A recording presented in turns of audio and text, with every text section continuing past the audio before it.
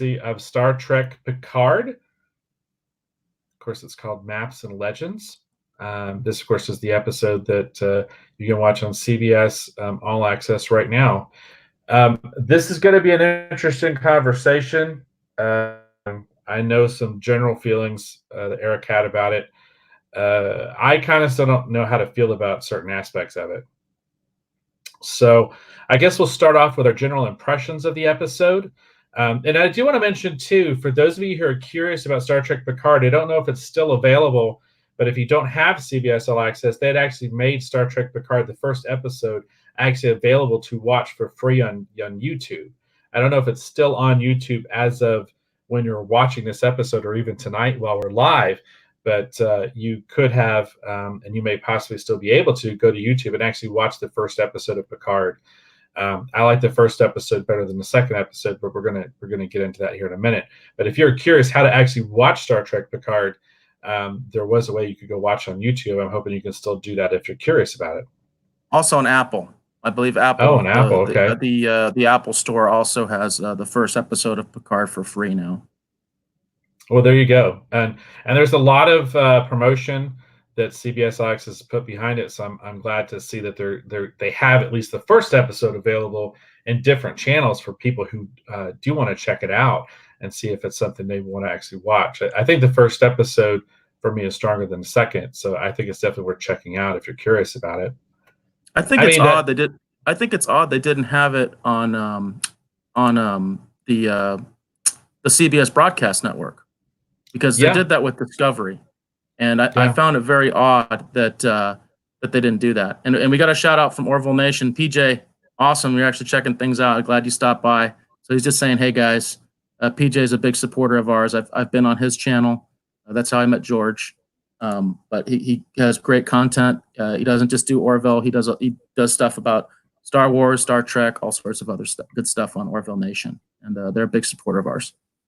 Cool. And so you said PJ, because I've chatted with him. I think actually on his live stream on YouTube. So does it qualify for the contest? So I can plug it again, because it's really annoying. I like plugging it. So yeah, again, thank you for commenting and for commenting on this episode. You've been entered into a drawing to possibly win an original art sketch card. This is an art sketch card. This art is by me. This is from the official Cryptozoic trading card set, Superman the Legend. It's got the little hollow foil in there. That's how you know it's official. But this is official. This is not a print. This is original art on a card, and you have been entered into the drawing for this particular episode.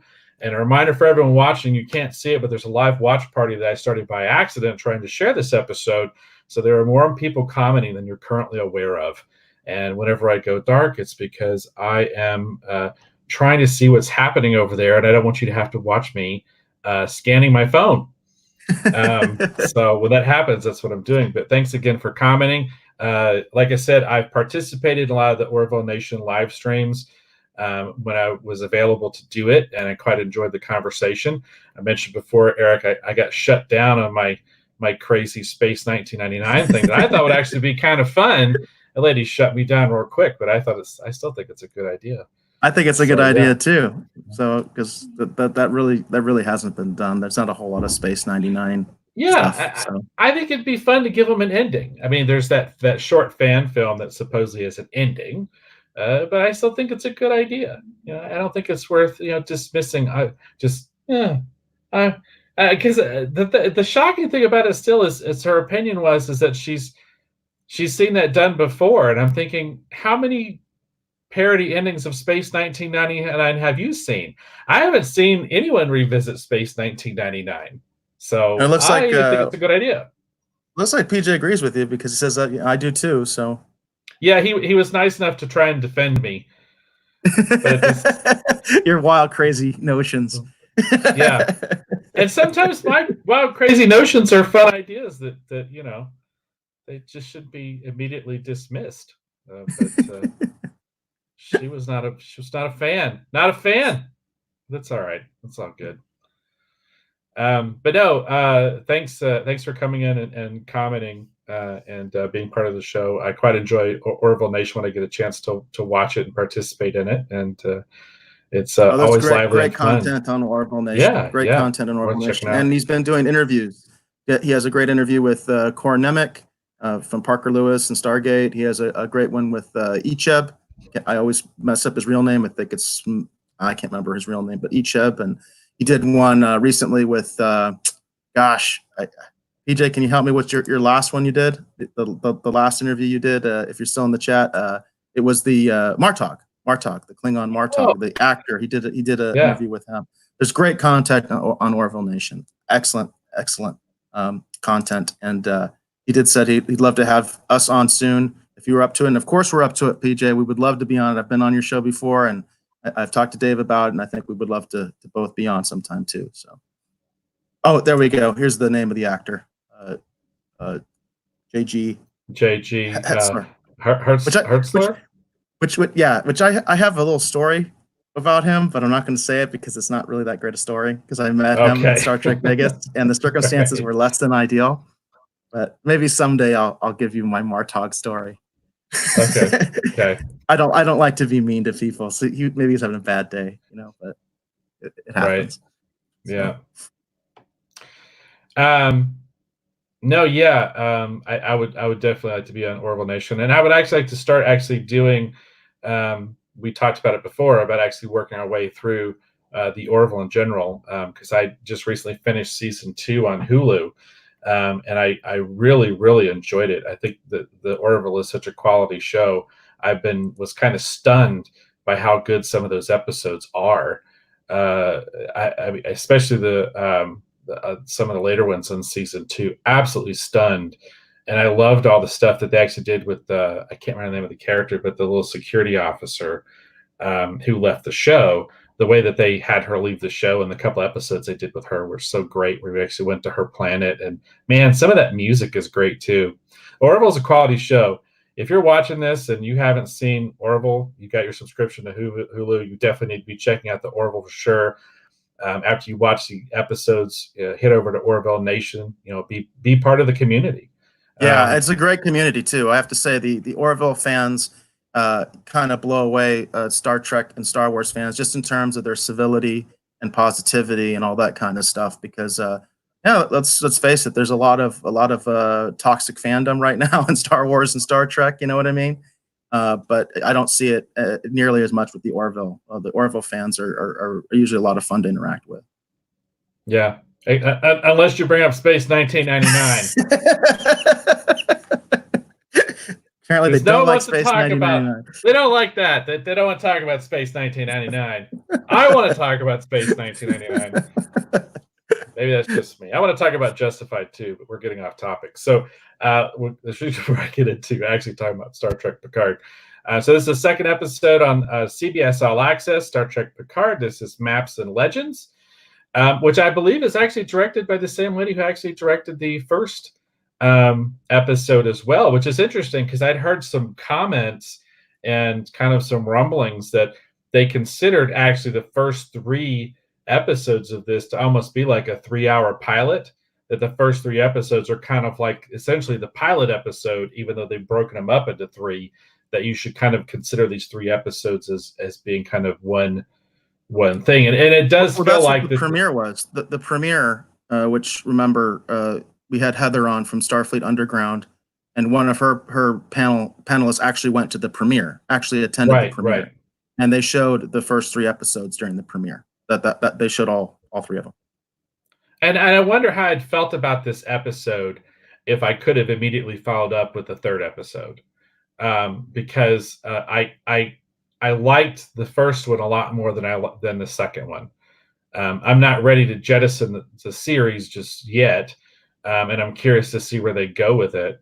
But there were kind of some shocking turn of events in this that I kind of knew was probably coming and was kind of hoping wasn't going to happen, and then it did, and I was kind of like, well, that's unfortunate, because like I said, we just talking about the Picard Countdown comic. There's a lot of people that feel like the Romulans do when it comes to Starfleet. I almost wonder if, I'm sure it was a publishing timing error, but at the same point, I didn't like how it was kind of reinforced to hear that message delivered in a different way by someone else, because I like to believe in the hope and the possibility of something like Starfleet actually existing. People being able to pull themselves out of their mire and find the better them inside, and work together, to build a better community. So I think it's unfortunate that they don't seem to feel that way. That they feel like at the end of the day we're all going to beat at each other's throats no matter what we do. Um, that was definitely the downer part of this episode for me. Um, so I guess I should start with initial impressions, and then we'll get into the spoilers. I kind of gave my initial impressions right there. I didn't like it as much as the first one. I didn't hate it. I'm not ready to jettison the series, but I found it disheartening to see what's happening with Starfleet, and I found it a little sad, because now I think, like, I know Alex said on the last episode that he wanted to join Starfleet. He almost accidentally joined Space Force. After this episode, I might just soon join Space Force. Yeah, so I can see that. I can totally see that.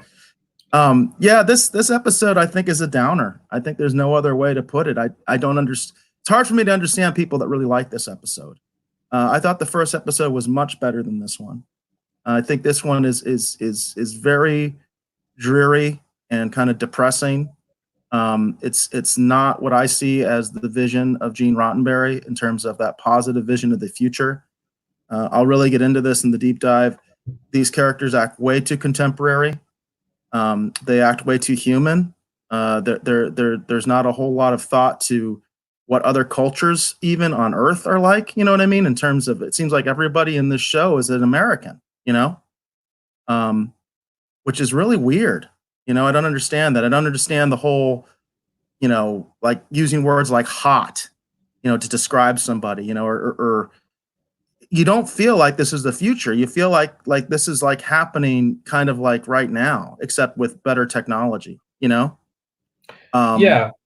That's kind of the way that I feel. And what that does, I talked about this on our review of the previous episode, like when we had the scene with Dodge and her boyfriend, and they were saying things like dude and cool. And so early in the episode, it took me out of Star Trek for a while. Like I didn't feel like I was watching Star Trek. I felt like I was just watching Friends, or Right. watching like Seinfeld or something. You know what I mean? Right. It takes me out of the world, and I hate that. I hate that when they take me out of the world, because for me, science fiction is absolutely about escapism. Science fiction is absolutely about escapism. So I want to be in that world. I always say this. I am a big lore guy. I'm a big world building guy. That's what makes me like things like Star Wars and Star Trek, Battlestar Galactica, Buck Rogers. It's not just the episodes themselves or whatever it is that I see. It's the worlds that I can create in my own head based on certain principles and rules that are established on the show. And that for me is almost more fun than watching the show. It's just kind of thinking the different possibilities, or what this, what if that. But when you kind of throw all the rules out the door, you can't do that anymore, because you're not into that world anymore. You get sucked out. We have a comment from the chat. It says modern day lingo ruins it, and I agree. I think modern day lingo is destroying Star Trek, and I don't understand the reason for it. Yeah, he says it breaks the immersion, and I agree with you 100%, Bobby. It breaks the immersion because you are no longer in that world. You're sucked out of it, and I hate it. I absolutely hate it. Now, do I hate this episode? Hate's always a strong word, right? Man, I'm pretty close to hating this episode. I'm pretty close, I'm pretty close to hating this episode. I'm trying to think of, and as we talk into more of the deep dive and the spoilers and stuff like that, I think hopefully I can find something redeeming in it. But, Right. Yeah, go ahead. There's a comment from Marvel Nation, but I think he might be a little bit of a spoiler there.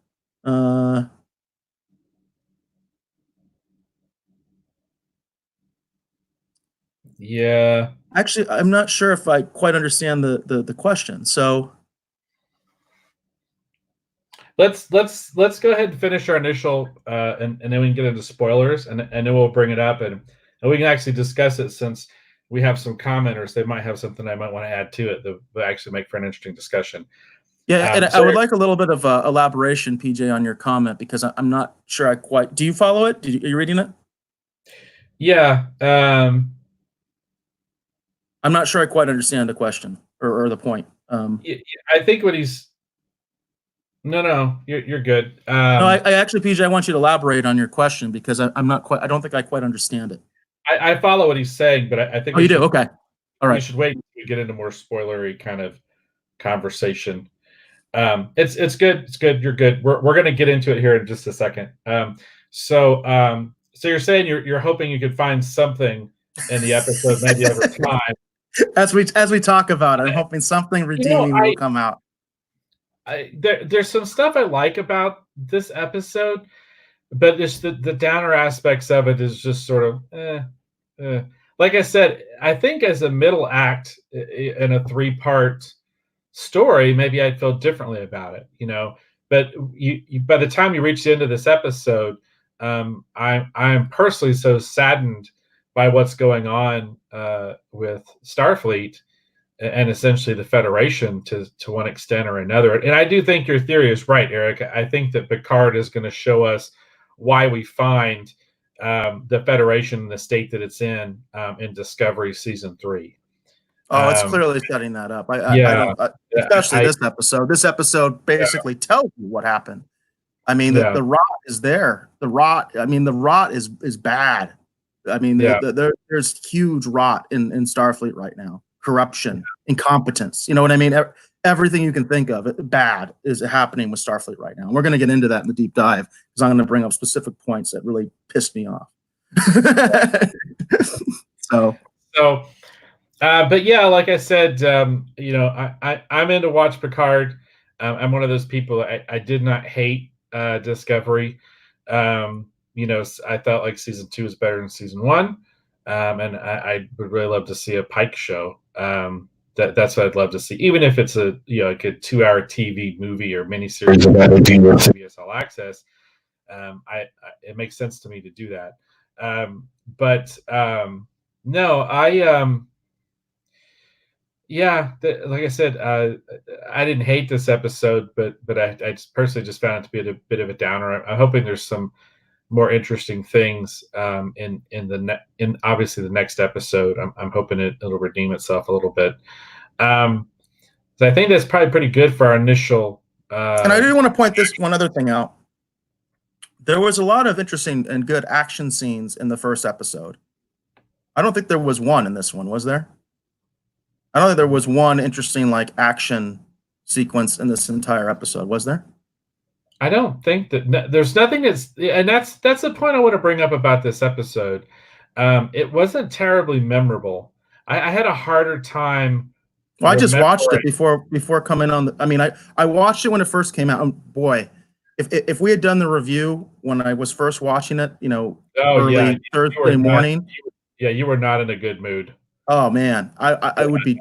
This show would just be expletives and you know what I mean. It wouldn't even be a show. But watching it again, it kind of softened the blow, and I wasn't as upset, as when the first time I watched it. But you're right. I mean, I just watched it and I can't remember. But the thing is, there's obviously not any memorable action scenes in this one, whereas in the other one there were 2 really good action scenes in the first episode, right? With Dodge. But there was nothing in this. You know what I mean? There was no cool, anything, you know what I mean, as far as action or anything like that. Well, and Orville Nation does bring up a good point that there was the CSI Picard moment, but yeah, I personally didn't find this episode to be terribly memorable. The only scene I really remember is the confrontation with I think it was the CNC, the head of Starfleet, between Picard and that That was that you cannot describe that as an action scene. That's just no. I'm just saying dramatic scene, but there's no action. I mean, we didn't see any fights. We didn't see anything like that. There were no phasers being fired or in the beginning. Okay, in the very beginning. So there is that, and we will address that right off the bat because I have a lot to say about that. And all I'm saying is that I'm not saying that was a memorable action scene. I'm just saying that's the only memorable moment from this episode. It sticks with me because I found it to be kind of shocking to see, how Starfleet look, because I get that you want to reflect real world stuff that's going on, and I know that we find ourselves in a questionable time depending upon where you fall politically on the spectrum. So I get that, and I understand that we want to reflect that. But I just wished, like Erica said before, they'd found a different way to do it than to use Starfleet. Like, I hate the idea that we have to tear down, Starfleet in order to say something about what's happening today. In a sense, kind of like Bobby Chambers mentioned earlier, that also breaks the immersion too. When there's too much of the current political state being reflected, you add in and then you have the modern lingo in that moment. And the whole thing is just sort of, you realize you're watching, a show, you realize that's, and you're questioning, depending upon how you fall politically, you're questioning what you're hearing. And kind of like Eric, I my heart broke a little bit to realize that, last episode, I had my Delta on. I don't have it on this episode because I don't know. So I mean, and that's how it affected me, because I felt, because I knew I needed to watch it again for the show, but I didn't. I just didn't, and it kind of killed my motivation to read issue 3 of the comic, because I'm like going, are we going to double down on this in the comic? Because in the comic, there's even less reason to take your foot off the gas in the comic. I mean, in the comic, normally you slam the gas pedal all the way to the floor, right?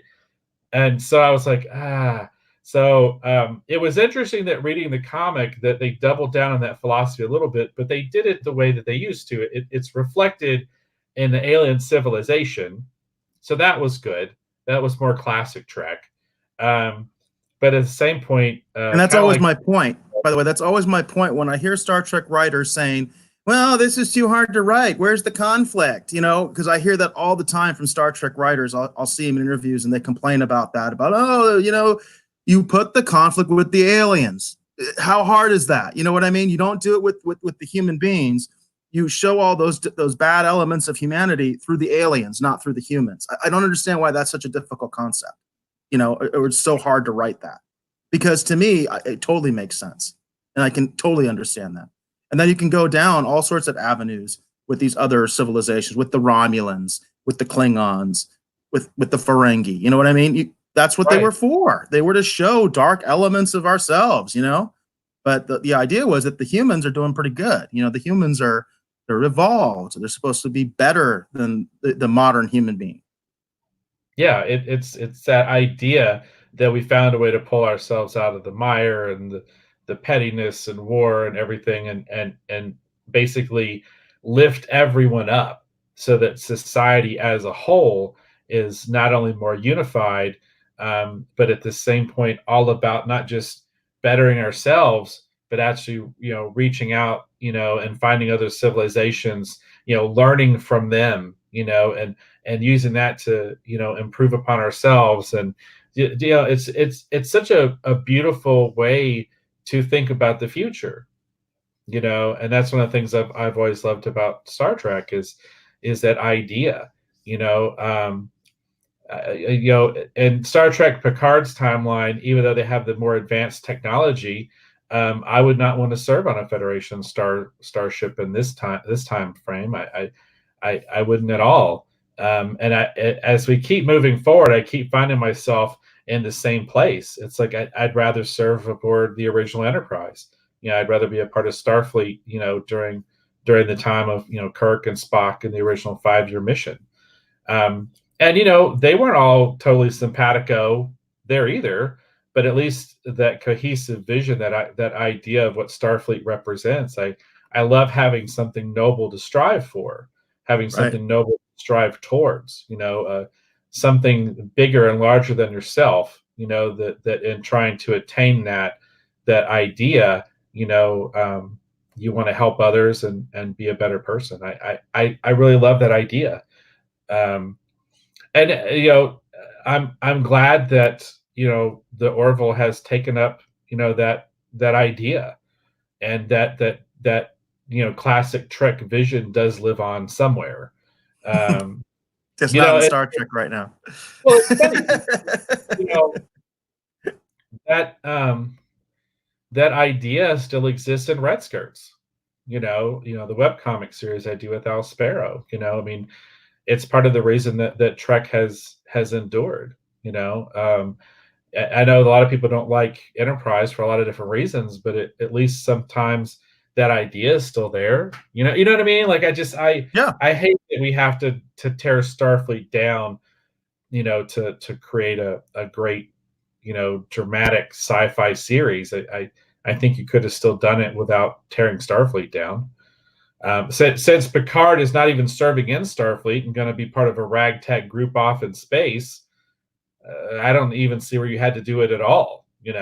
Starfleet can sit over here doing its thing, and Picard can go off and have his mission. I was kind of secretly hoping that's what they were going to do, but now I realize that that's not the case. So, but yeah. So I guess, is that good for our initial impressions, or are we already talking? I think so. Yeah.